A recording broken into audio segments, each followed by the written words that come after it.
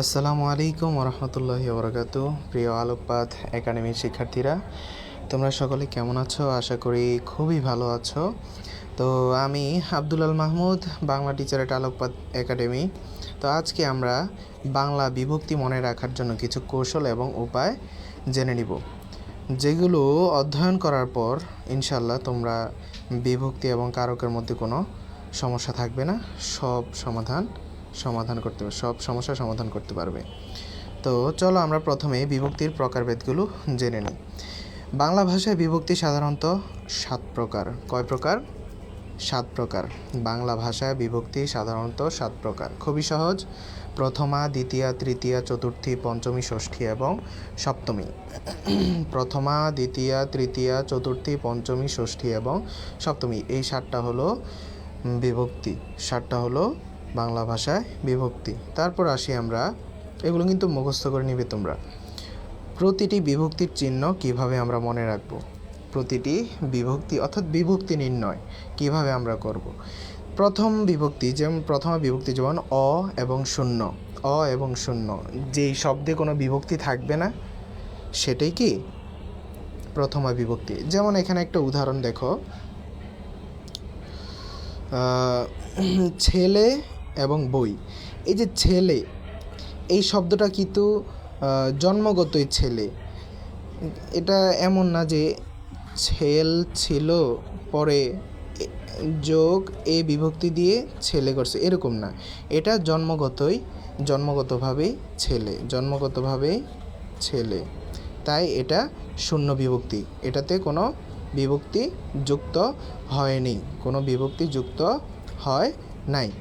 তারপর দেখো বই, বই, তাহলে বই শব্দটাও জন্মগতভাবে বই আছে, এটাতে কোনো বিভক্তি যুক্ত হয়নি।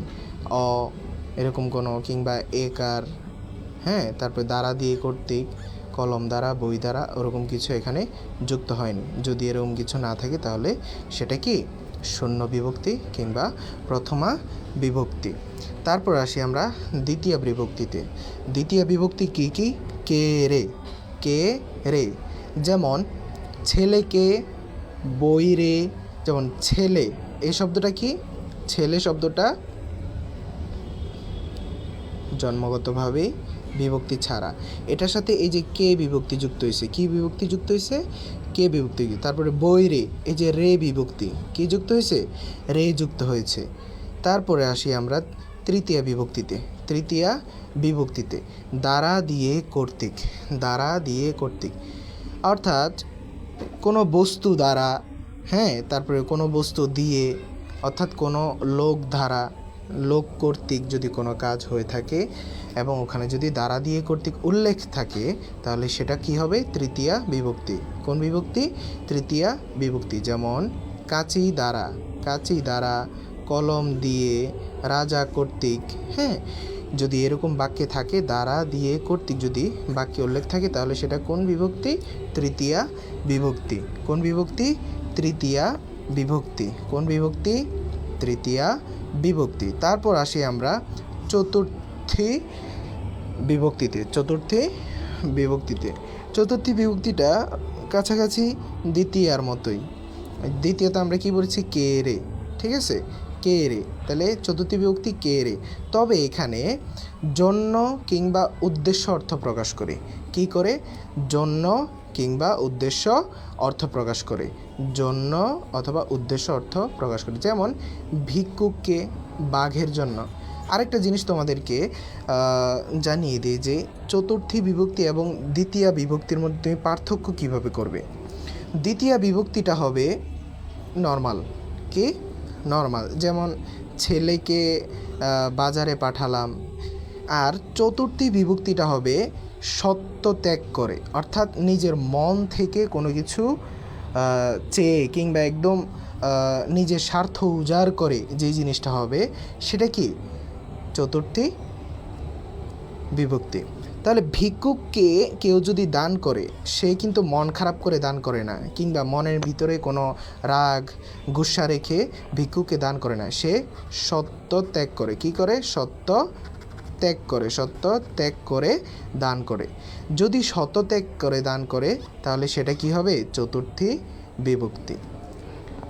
তারপর আসি আমরা পঞ্চমী। কোথায় আসবো? দাঁড়াও একটু ক্লিন করে নেই। তারপর আসি আমরা পঞ্চমী বিভক্তি। পঞ্চমী বিভক্তি কি কি?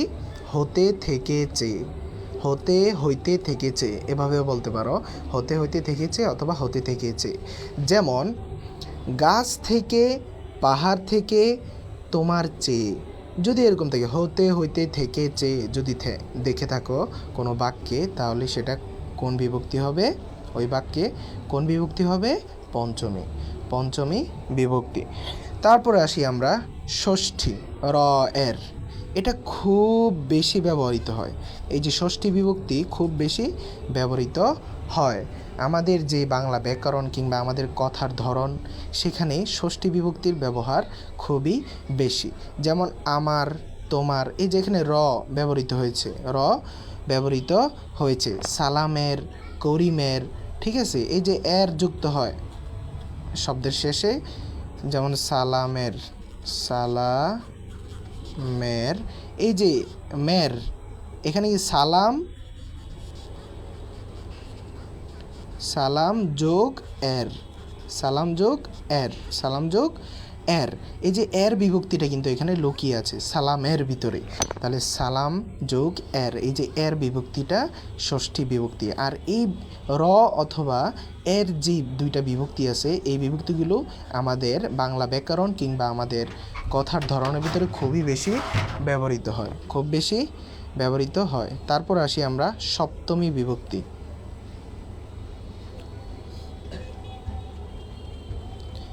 তারপর আসি আমরা সপ্তমী বিভক্তি। সপ্তমী বিভক্তিতে কি কি আছে? এ অন্তস্তীয় তে, এ অন্তস্তীয় তে। সপ্তমী বিভক্তিও খুব ব্যবহৃত হয় আমাদের। দেখো এ অন্তস্তীয় তে, এতে। আমরা পড়েছি এ অন্তস্তীয় তে, এতে, এ অন্তস্তীয় তে, এতে, এ অন্তস্তীয় তে, এতে। এই চারটা হলো সপ্তমী বিভক্তি। এই চারটা কি বিভক্তি? সপ্তমী বিভক্তি। যেমন গাছে, পথে, বাড়িতে।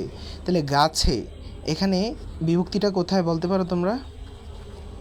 কমেন্ট করে বলো। তাহলে এটা কিভাবে ছিল মূলত? গাছ যোগ এ, এই যে এ বিভক্তি। কোন বিভক্তি? এ বিভক্তি। তারপরে পথে, পথ যোগ এ। তারপর বাড়িতে, বাড়ি যোগ তে, এ। তাহলে আমাদের বিভক্তির পরিচয় জানা গেল। বিভক্তি কি দিয়ে চেনা যায় সেটাও আমরা জানতে পারলাম। তারপর আমরা আসি কারক ও বিভক্তি একসাথে মনে রাখার টেকনিক। কারক ও বিভক্তি একসাথে কিভাবে আমরা মনে রাখব, চলো আমরা দেখে নিই। কারক হলো ক্রিয়াপদের সাথে নামপদের সম্পর্ক। কারক কিসের সাথে কিসের সম্পর্ক? কারক হলো ক্রিয়াপদের সাথে নামপদের সম্পর্ক, অর্থাৎ ভার্বের সাথে নাউনের একটা সম্পর্ক। কার সাথে কার সম্পর্ক? ভার্বের সাথে নাউনের একটা সম্পর্ক, বন্ধুত্ব। বিভক্তি এই সম্পর্ক তৈরি করতে সাহায্য করে, তাদের বন্ধুত্ব রক্ষা করতে কে সাহায্য করে? বিভক্তি সাহায্য করে। কর্তৃকারকে সাধারণত প্রথমা বিভক্তি হয়। তাহলে আমরা একবার জেনে নিই কোন কারকে কোন বিভক্তি হয়। কর্তৃকারকে সাধারণত প্রথমা বিভক্তি হয়, কর্মকারকে দ্বিতীয়া, করণকারকে তৃতীয়া, সম্প্রদানে চতুর্থী, অপাদানে পঞ্চমী, অধিকরণে সপ্তমী বিভক্তি হয়। অধিকরণে সপ্তমী বিভক্তি হয়। উদাহরণস্বরূপ যদি বলে থাকি, দেখো এখানে বলা আছে ছেলেটি বল দিয়ে খেলছে। ছেলেটি কি দিয়ে খেলছে? বল দিয়ে খেলছে। এখানে ছেলেটি হলো কর্তৃকারক, কারণ তার দ্বারা কাজ হচ্ছে। কে বা কাকে দ্বারা যদি প্রশ্ন করি তাহলে পাচ্ছি ছেলে। তাহলে এই ছেলেটা হলো কর্তৃকারক। ছেলেটা কী কারক? কর্তৃকারক। তারপরে বল দিয়ে, এই যে বল শব্দটা, এটা হলো করণকারক। এটা কি কারণ? এই যে বল, ছেলেটি কি দিয়ে খেলছে? কি দিয়ে খেলছে? বল দিয়ে খেলছে। এই বলটা কি? করণকারক। বলটা কি? করণকারক। এবং এই যে খেলছে, খেলা, এটা তো ভার্ব অবশ্যই, এজন্য এটা ক্রিয়া। টি প্রথমা বিভক্তি, অর্থাৎ টি কোনো বিভক্তি না, টি কোনো বিভক্তি না, অর্থাৎ টি কোনো বিভক্তি না। তাহলে ছেলেটি, এই যে টি যুক্ত হয়েছে, এটা কোনো বিভক্তির মধ্যে পড়ে না, এই জন্য এটা প্রথমা। প্রথমে আমরা বলেছিলাম যদি কোনো বিভক্তি না থাকে শব্দের সাথে তাহলে সেটা কি হবে? প্রথমা বিভক্তি। সেটা কি বিভক্তি? প্রথমা বিভক্তি হবে। মনে মনে থাকবে? তারপরে আমরা আসি ছন্দ ও কবিতার মাধ্যমে মনে রাখার চেষ্টা করবা। এটা তোমরা পড়ে নিবা, যারা যারা পারবা তারা মুখস্থ করে নিবা। সহজ আকারে যদি বলি, বিভক্তি মনে রাখার জন্য ছোট ছোট ছন্দ বা কবিতা তৈরি করতে পারো। যেমন কে যে করে তা কর্তা জানে, কর্ম করে দ্বিতীয়াতে, করণে 3 সম্প্রদানে 4, পঞ্চমী স্থান বিয়োগের হাতে, ষষ্ঠীতে মিল, সপ্তমী স্থান, এই তো বিভক্তি চেনার গান।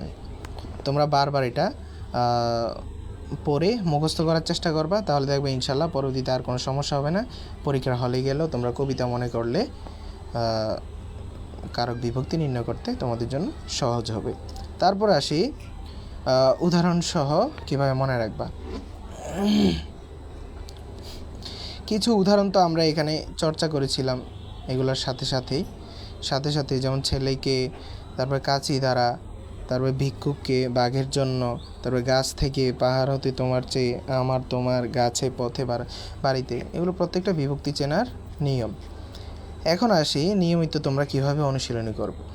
বিভক্তি মনে রাখার জন্য নিয়মিত অনুশীলন করা প্রয়োজন। বিভিন্ন বাক্য গঠন করে এবং কারক বিভক্তি চিহ্নিত করে অনুশীলন করলে এটি আরও আয়ত্ত করা সহজ হবে। এই কৌশলগুলো অবলম্বন করে আমরা কি করতে পারবো? বিভক্তি নির্ণয় করতে পারবো। সো শিক্ষার্থী বন্ধুরা, আজকে আমরা এই বিভক্তি পর্যন্তই অধ্যয়ন করলাম। পরবর্তী ক্লাসে যখন আমরা বিভক্তিগুলো মুখস্থ করে রাখতে পারবো, বিভক্তিগুলো ভালো করে আয়ত্ত করতে পারবো, পরবর্তীতে যখন আমরা উদাহরণ করার চেষ্টা করব, সমাধান করার চেষ্টা করব, তখন আমাদের জন্য খুবই সহজ হবে। তো তোমাদের কাছে আমার একটা মিনতি কিংবা আবেদন থাকবে যে তোমরা সকলেই এই যে 7টা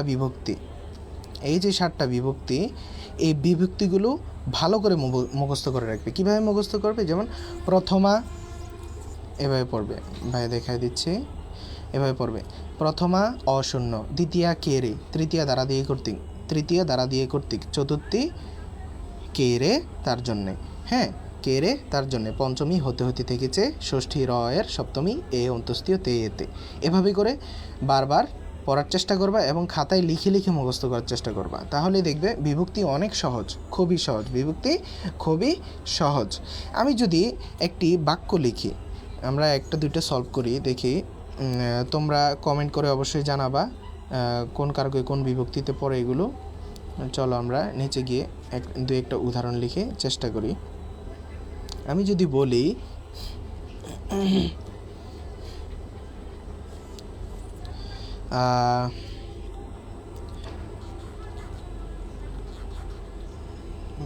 কলমের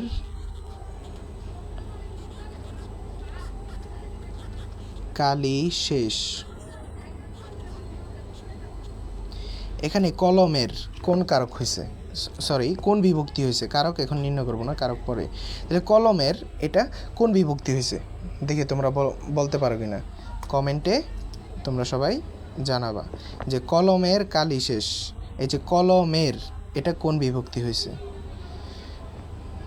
তোমরা ভালো করে বুঝে শুনে কমেন্টে অ্যান্সার করবা। তো আজকে বন্ধুরা এই পর্যন্তই আমরা ক্লাসটি রাখলাম। পরবর্তী ক্লাসে ইনশাল্লাহ আমরা অন্য আরেকটি টপিক নিয়ে আলোচনা করব। সেই পর্যন্ত তোমরা সকলেই ভালো থাকবে, সুস্থ থাকবে এবং স্যারের জন্য সকলেই দোয়া করবে। আল্লাহ হাফেজ, টাটা, বাই বাই।